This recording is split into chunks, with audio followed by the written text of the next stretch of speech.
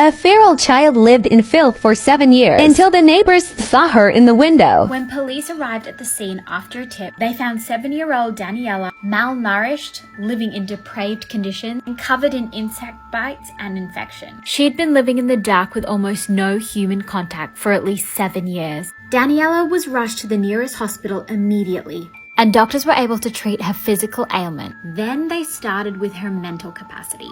You see, there was no medical reason why Daniela was having trouble communicating with other people. It just seemed that all the neglect that she'd experienced from her family was finally taking a toll. Daniela didn't make eye contact, she couldn't eat solid food, she also couldn't talk or walk correctly. The general consensus among medical professionals was that she had simply not developed the same skills as children who had been raised in healthy homes.